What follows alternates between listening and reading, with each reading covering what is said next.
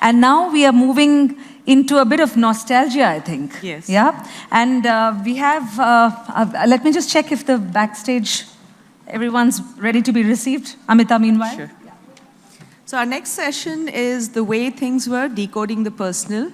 It's a conversation between Punam Chadha-Joseph, Ranjini Murali, Rochelle D and Rochelle Potkar with Samantak Bhadra.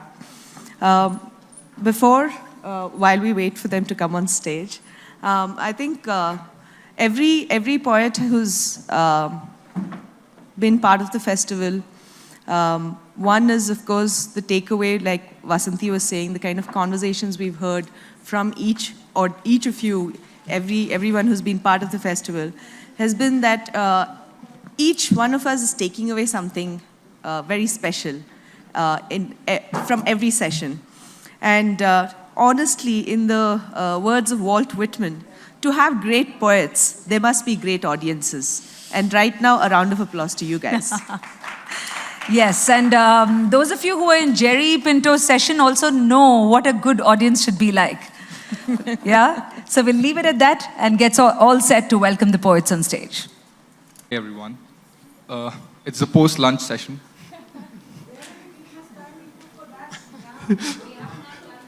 Oh God, that's amazing. So it's still not lunch for you yet. Let's look at it this way. It's very optimistic of looking at it. So thank you so much for turning out in numbers. It's really heartwarming. The session today is, as you already would know, it's called The Way Things Were, Decoding the Personal. So without further ado, because we have a limited period of time in our hands, basically what we'll try to explore today through the poetry and maybe through some short discussions is that what is the past? Do we need to look at the past? Or do we not need to look at the past? If yes, why? If no, why? And looking at the past, do you basically look at it literally? Do you use it as a context? Do you use it to further explain the present, the future? And through these recurring and interconnected themes, we basically would try to understand how our panelists here today decode their personal through their poetry in whichever way possible.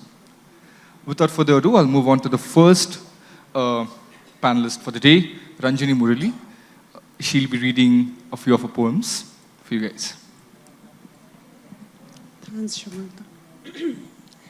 So the first poem that I'm going to be reading is set in the Alcatraz prison, the erstwhile Alcatraz prison, and it's a very daunting space. It's a space which is on an island that was a former Indian settlement off of the Pacific Ocean, and it's a relic. But you get these tours, you get these audio tours where you can put on headphones and they'll sort of walk you through what happened at the prison and all that stuff. So it's based on that. Audio tour at Alcatraz prison. In the control room, the narrator enunciates.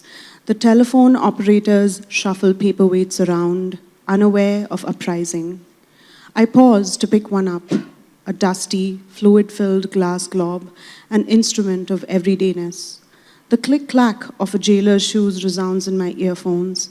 Nearby, a couple walk into jail cells with no windows and walk out with their noses covered while their eyes whisper alone, solitary, violent behavior in congruence with the narrator. In my recording, the thwack of a metal rod splitting a head bolsters the story. The only prisoner ever to escape successfully has flown. The control operator announces a lockdown. A siren sears my ears. I pull off the headphones and listen to the bay syruping the concrete girders where a recreation center once stood. A girl whose nose reminds me of a minor beak rests on her father's shoulders, fogging the scratched glass panes of a door nearby, drawing letters. Were this a home, I would have drawn into the water with my toes, clenching a fistful of birdseed for pigeons, but the song of these other Indians who marked this land with their hands is not on my lips.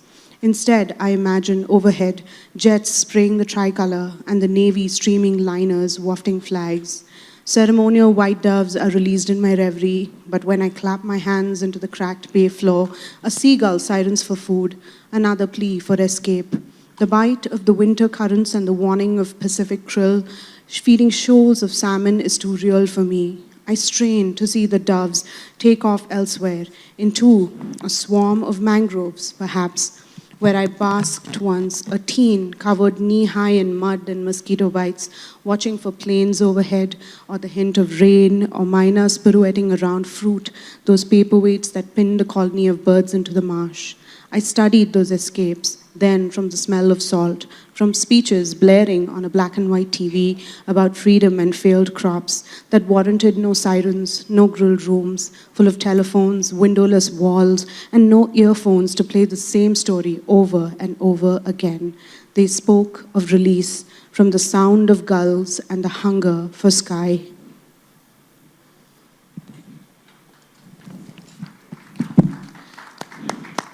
The next poem is an obad which is a parting sort of ministration, an obad for the coastal city. So it's an obad for Chennai after I moved from Chennai to Chicago. I woke up leaning towards a flatness that you never devoured entirely. Your winding alleys, your lavish pedestrian landings, elaborate fire escapes, carpeted hallways and free public museums, and briefcase-tapping commuters have stamped nation-state on all my toes. I am standing in the plateau-trenched underbrush now, bare and flesh-shorn, enticed by the sprouting of spring water, squirrels scamper, and shadows careening off log roofs train stations. The idea of afternoon has emerged again amidst a polis carved off watershed and bleaching knuckles, and a pier that docks no mammoth ship mouths but only my feet in blustering.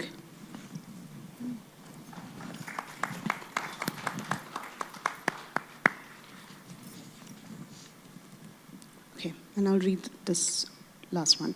Song sequence contemplating privilege. There is a sugarcane vendor by the half-finished bridge. Bright blue, the large wheel rotates and squeezes down 3 sticks of cane. They're flattening, oozing a pale yellow liquid that will stale the chemmanna dark if it does not drip into the pale scratched water glasses, the kind with vertical grooves lined with dirt. We do not wait for the man, an Ayyan or a Subban or a Sami, to call us madam or to bargain. The heavy sweetness of the fresh juice has cut the mid-morning air, and even the shadows of our arms stand still as we stop by the ever-turning wheel. The vendor does not pause. He rotates the lever, filling one glass after another, his biceps fanning and glistening as we hold each glass up, waiting to see the debris settle and then gulp it swiftly until the last drop slides, falls on the lower lip. And yet, when we leave 30 rupees instead of 20, he raises one arm up and calls out, "Amma, your change." Yet we do not turn. Our backs have caught the rising afternoon rays and sweat is glistening above our lips. Our coal is running and the shimmer powder on our faces is melting. Soon, if we do not run into our sports car with the tinted windows, our fingers will be singed like charcoal vines and our necks will be translucent with a film of salty sweat. If we do not turn on the engine and gasp as the sudden rush of cool air hits our shoulder blades, we cannot return to hike up our jeans and stand on the shores of the Lotus River, return to the nearby Durga temple where we will be at the head of the line, ahead of the crowd, ahead of the camphor and the jasmine-tinged sweat, ahead of the soot-stained pillars, blocking the deity, possibly ahead of Ayyan and his 3 children, each of them wearing one line of sacred ash across their damp foreheads, jostling against other oily arms, watching their deity nearly breathing into some Amma's face.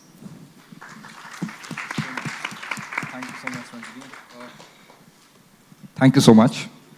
A quick question, if you could just give us a sort of a short answer to this. While reading through poetry, I mean, one thing that starkly stood out for me at least is, like I said, the duality of, of not only of the personal, of the mind and the body, like you said, and also of maybe economic states in a way, literally putting it like that. So where do you reside? Where is home according to you? I think my poetry, I operate from a place of sort of constant evaluation of home, a constant sort of residing in that kind of liminal space in between things. It's nice to be fluid and to not settle on a specific identity or a specific way of being. which is why I think there's a lot of shifts between, the landscapes, the Midwestern landscape, and then the sort of tropical Chennai, Coimbatore type landscape. And that's kind of the space that I'm in right now, and that I don't feel a very strong loyalty. Maybe I should, but I just operate from that place of in-betweenness. So I think that makes for the most courageous poetry for me. Thank you so much for that. Thanks. I'd like to hand over the baton to Poonam now. If you could just read your... Sure.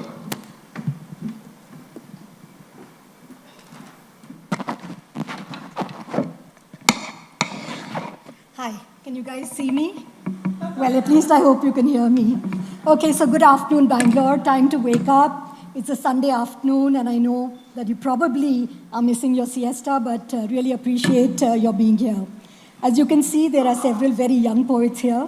We are decoding the past. Frankly, chronologically, I think I'm the only one who really falls into the position where I can decode the past, because they're so much younger than I am. But anyway, having said that, let's go ahead.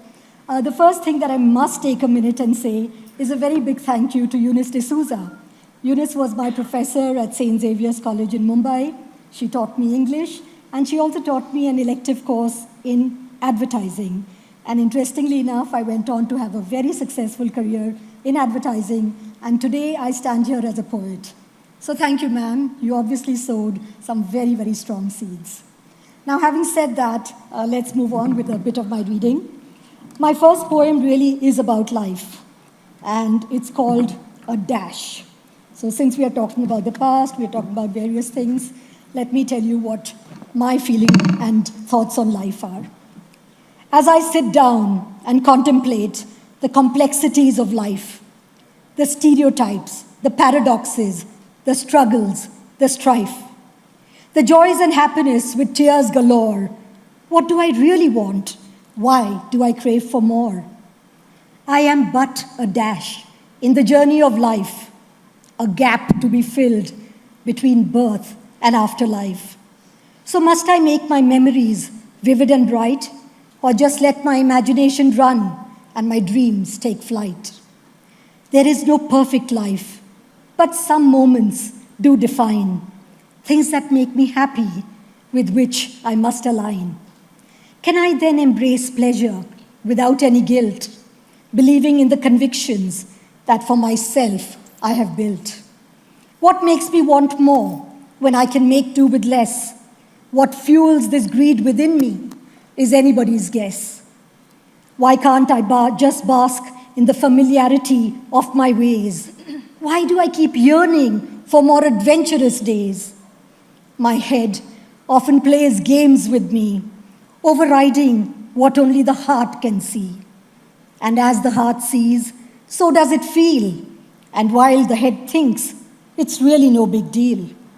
The inertia of being versus the busyness of doing, the everlasting conflict of really not knowing. Am I but here for me and me alone, or for deeds done for which I must atone? Who am I? I often don't know. My persona's changed so much. I think in the journey of life, I've lost my spontaneous touch. Should I then conform to exist in this finite space, or just break free from all shackles, recreate my own place? Time is but the passing of breaths, of movements fast and slow. So why should I give it a value? Why not just let it flow? And as I continue to fill the gap with a dash, big and strong, blessed am I to have a life and a world to belong.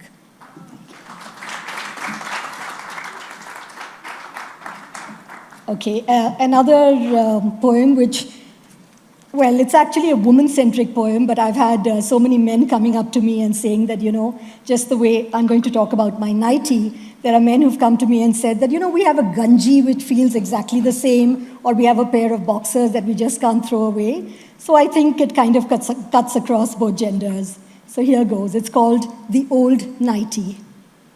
I can't throw away my old nightie. It's my most comfortable dress. It envelopes me in its warmth, just like a soft caress. I think it was colored pink when it started out its day, but time and use have drained its vibrant colors away. The tiny lace edging its hem no longer does exist, but its comfort and soft feel continue to persist. My family doesn't understand why throw it away I can't, even though wearing it makes me look like a frumpy aunt. I darned a hole, scrubbed out a stain to give it a respectable look. But like old burlap, it continues to be, despite all the trouble I took. I have so many more nighties, each prettier than the next, but I just can't convince myself to put this one to rest. The husband scowls, the children smirk each time they see it worn. I think they're conspiring with the maid to ensure that it's swiftly torn. But how can I let go of something that swaddles memories in its weft? I really want to cling on to it, don't want to be left bereft. Aha! I think I finally know how to make peace with my second skin. I'll cut it up into a rag and continue the battle to win. So though wear it I can't in its new avatar, I can still hold its dear, holding it often to wipe the dust and clean all that is near. Thank you. Do I have time for one more? Maybe we can have a question, and if there's Sure. more time left, we'll go to another Okay. poem. So, I mean, following up to this poem, so what's the current status? What's my current? What's the current status of the Oh, it's IT? still very much there.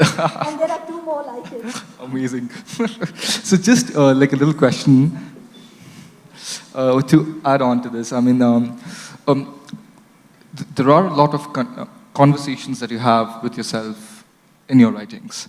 Do you feel sometimes that this ends up exposing yourself or your past, or however you want to look at it, more than you would like to usually expose? So do you think there's a sort of a twist, automatically there's more? Yes, of course. I mean, any poetry is really a bearing of the soul.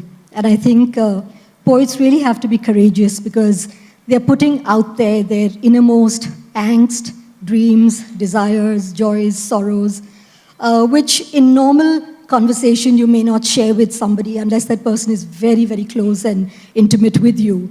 But here, once you put pen to paper, for me it's very cathartic. I sort of feel that there's so much more I can say in my poems, which I possibly can't do in a normal conversation. And having said that, one does end up exploring very new and deeper aspects of oneself, and at the same time, you're really putting it out there and bearing your soul. Wonderful. Thank you so much, Poonam, for the lovely readings. Let's move on to Rochelle now. We have two Rochelles in the house. So Rochelle D. Silva will be the next person to perform a few pieces for us. All right, let's do it. Oh, yeah. Good afternoon. Thank you for skipping lunch to be here and listen to poetry. Hope it fills your tummies up a bit. I write about everything that is personal, so when you tell me to decode the personal, this is my sweet spot. The first poem is about my love for chai. He insists on making the chai. It is the only thing he knows how to cook, so I let him. He watches over the pot like a hawk, leaving it to simmer on a low flame, throwing in all the ingredients at once, even sugar. I already know that it will be too milky or too sweet, steeped for too long and boiled well past perfection. The outcome is always different, though. When we're in the middle of a fight, it is as if even the tea throws a tantrum, changing to a rusty sour concoction that he drinks in one gulp and I leave idling on the nightstand. There were days, though, when the mood was just right, when the tea leaves and the milk and the water came together in unison and we were happy. These days, I've taken to drinking strong, adrak chai, purging my insides of the memory of him.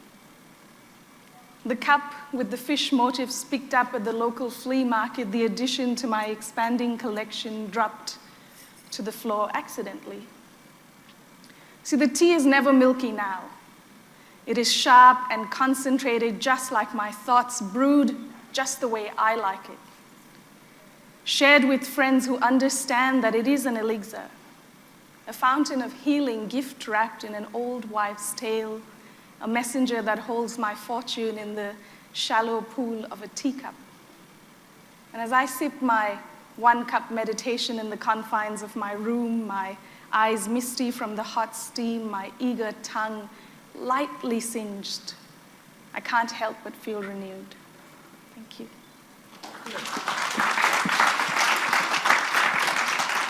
So what I do is something called spoken word, which means that we like audiences to interact a little bit. So if there's a line or a metaphor that you like, you are encouraged to click your fingers. It'll keep you awake and listening, and it'll let me know what works, okay? The next one is called I Have Perfect Bottle Opening Hands, and I do, I promise.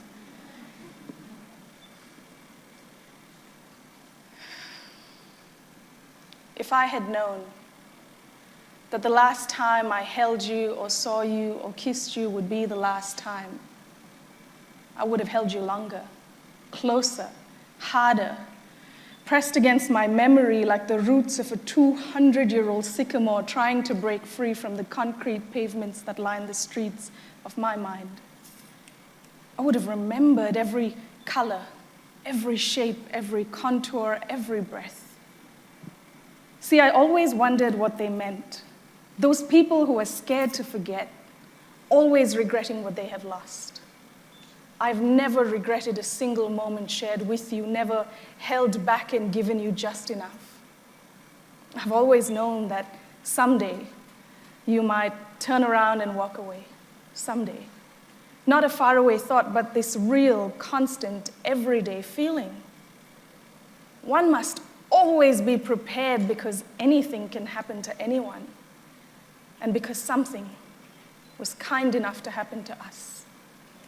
And greed is but the cause of all evil, so I don't want all of you forever. I want everything that you will willingly give me until someday you won't.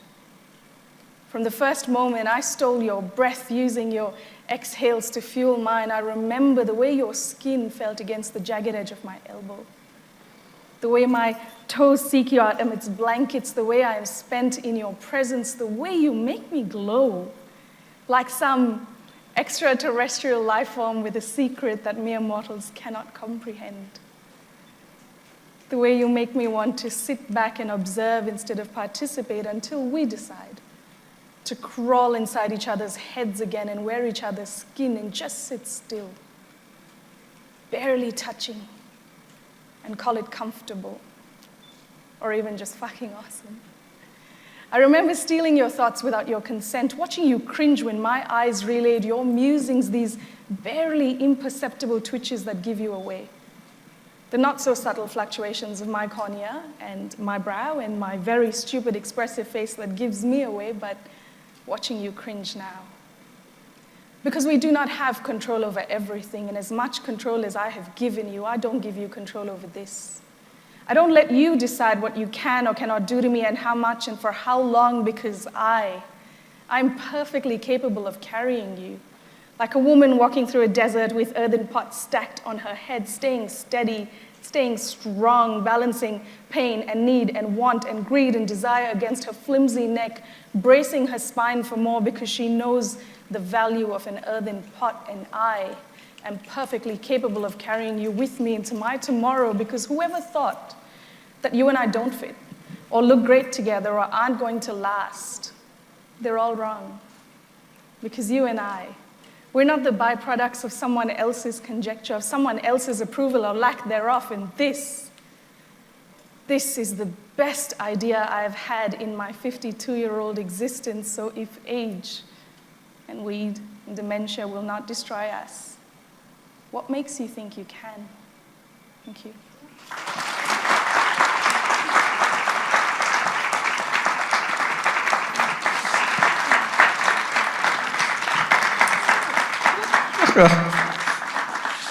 It's amazing.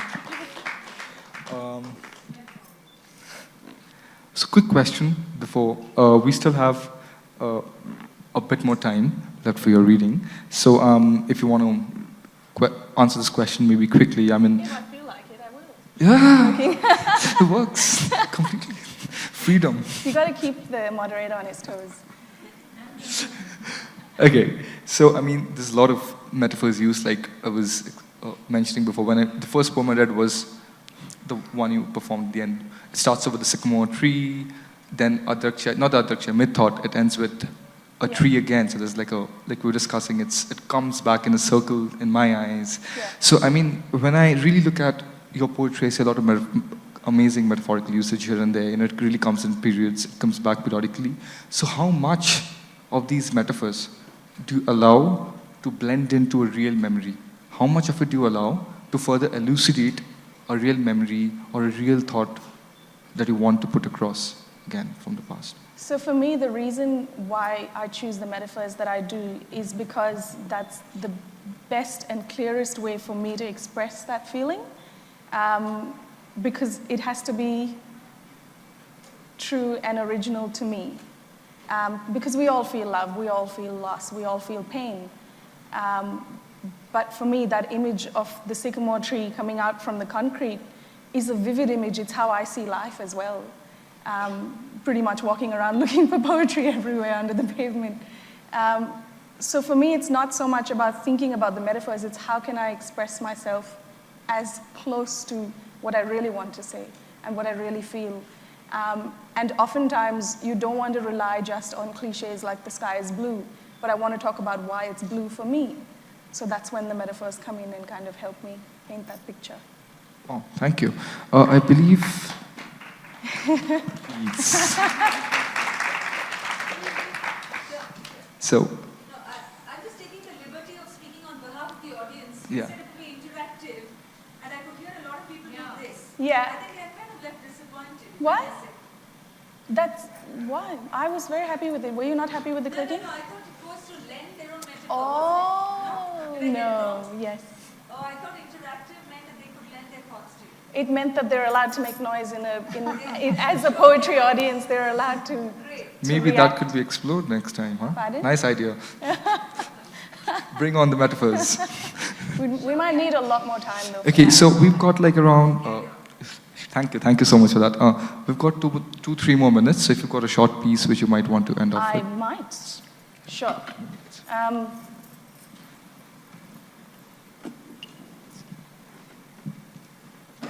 I abandon poems mid-thought and stick to drawing trees these days.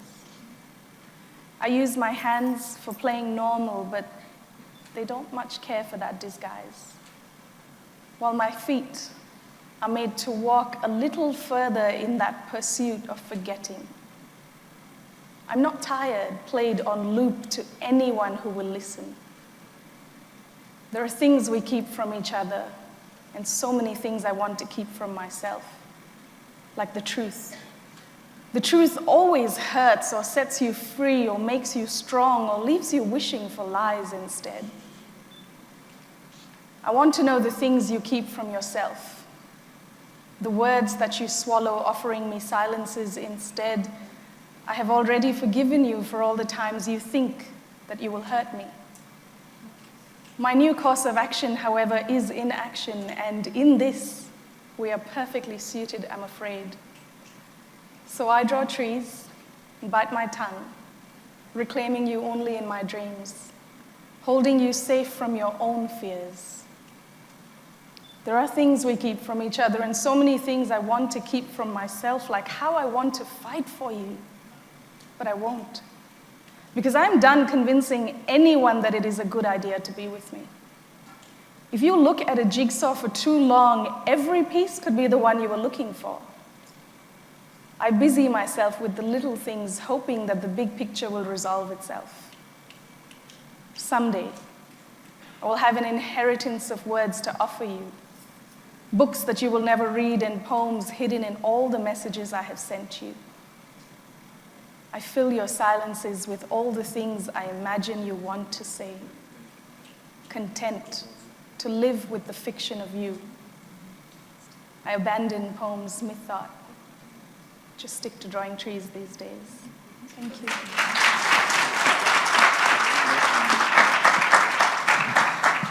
Thank you so much for that, Rochelle. Now we'll move on to the next Rochelle of the day. Rochelle Potkar, and please. Thinking about the theme, I don't know if realization is returning home or it is the discovering of the past in the revealed present. But I think it's MacGuffin, Chekhov's gun. It's remembered in the beginning, forgotten in the course, and remembered again at the end. So my first piece of poetry is coming home on colorism and anti-fair skinism. And it's an ode to our brown skin, to the brown man and the brown woman in the room, to the coconuts in the room, called Biscuity Love.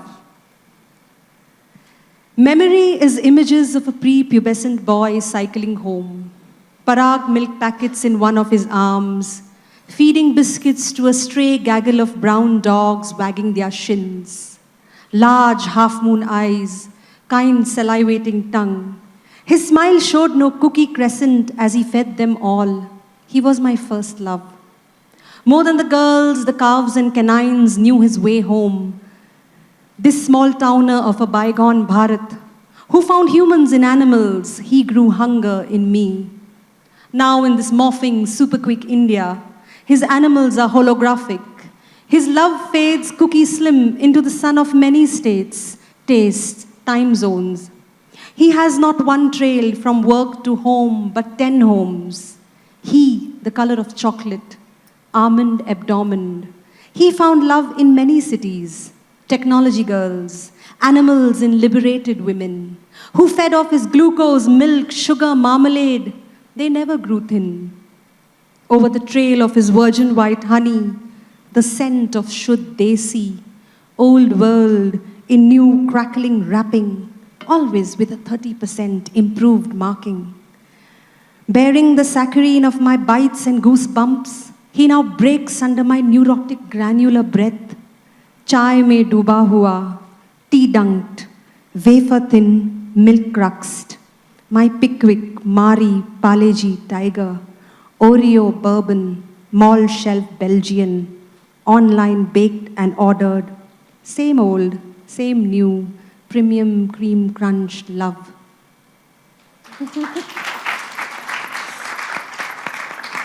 Thank you very much. And everything is personal to me, so the politics of the world is as personal to me. And the second piece moves far away from this small town of this biscuity love. The second piece is looking at the surrogate war soldiers in our human war, which is the animals and the way we are recruiting animals for war. It's called War Specials. As we went to war over animals on our plates, pigeons too were seized by their wing flaps. Rings around claws, a phone, an address with Shakhargarh and Narowal in Urdu.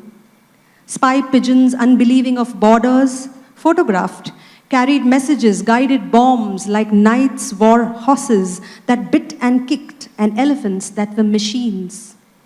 As we went to war over animals on our plates, animals were politicized too. Pigs squealed, camels patrolled, mules carried supplies, oxen artillery. Moose were trained not to be gun-shy for deep snow cavalry, and dogs threw their weight or sniffed out mines. Monkeys dipped in oil, set fire, were thrown into enemy territory. When the seagulls flew, they carried torpedoes, dead rats explosives in their bellies. Vultures, pelicans thrown to air came back darkly and powderly.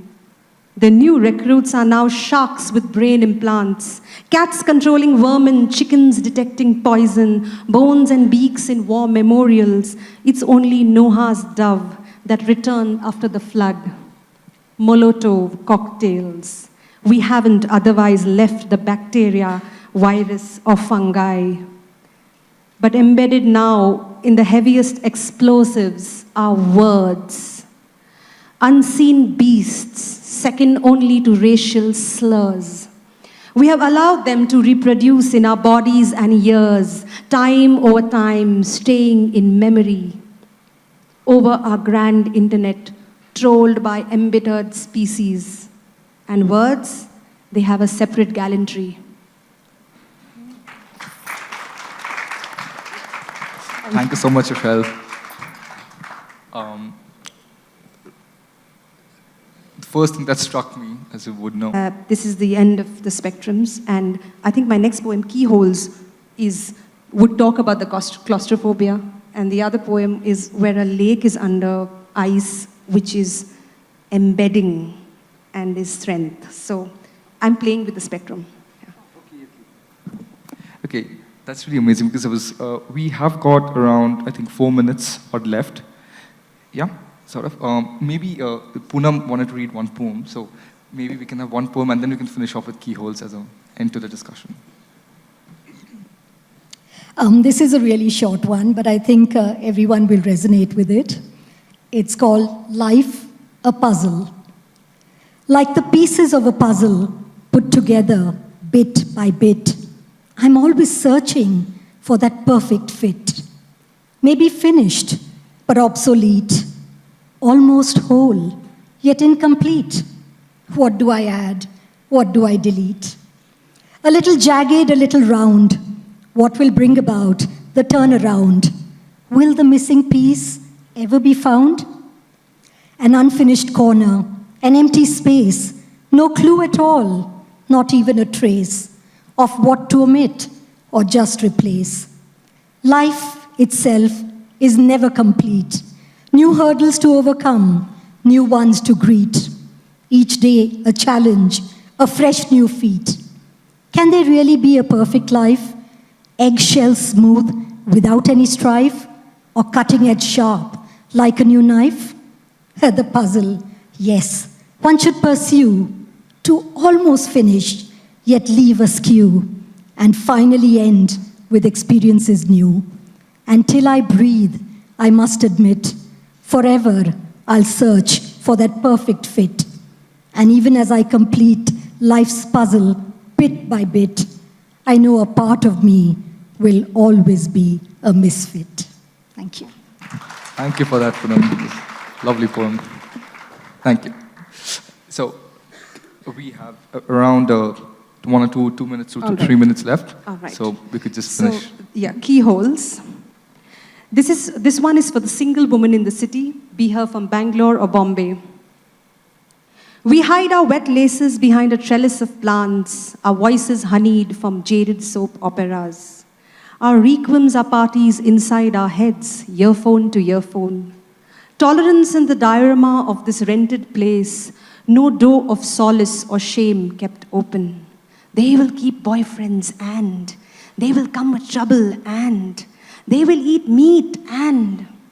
But sometimes we translate into vixens, late night party girls with eye masks, returning on the stairs, shh, the landlord is insomniac, to stilettos and side slits of little black dresses, books, menstrual cups and spandex. Who will take responsibility for them and? Emerald nights pass into agate mornings, the sapphire of our headscarves and paper mats from insular to secular near our 2x2 boxes. We curl each night against thoughts of saffron eyes, bloodshot. If the nights fall over our skin, our bodies become bottles of wine with a crack, dripping, dripping. They will get raped and... Wooden cages with wooden birds flapping to horizons, we scrape air like parchment, peeling secrets from walls of adopted jailhouses. They will grow wings and... Serpentine winds belching histories of women who left when they heard the bricks squeaking, shh, and not again, and please behave yourselves. But we play safe in dog-chewed chapels, our cycle tires gripping the road's ruggedness as alloys sugar-lip the broken sky of old whispering neighbors. All this for only one proper peg to place the key of our russet city freedoms. They will wear short skirts and...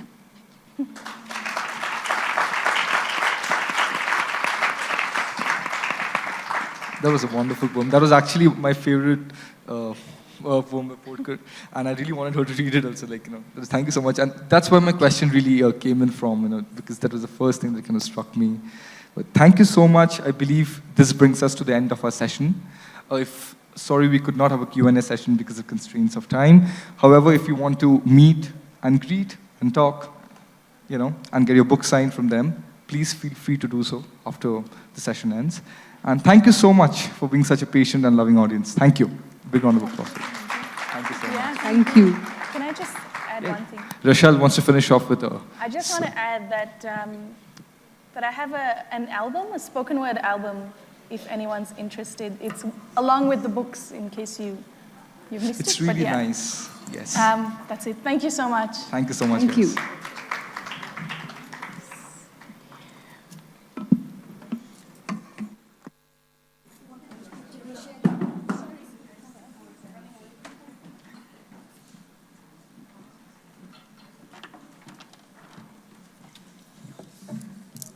Wow. When you put 4 poets together and the sheer range, diversity, and variety of expressions and thoughts, and the way they expressed, I mean, it was not just mind, but brain-blowing, I must say. And quite some bit of ground covered in terms of even subjects. Most importantly, I think this session was, again, like Vasanthi, you were saying, different tones and the passion of the words. Always, I mean, it always impresses me how the words come alive when they're spoken out, right? I know. It would be so totally different when we are reading the same poetry back at home. And I guess that is the magic and the essence of a festival such as this.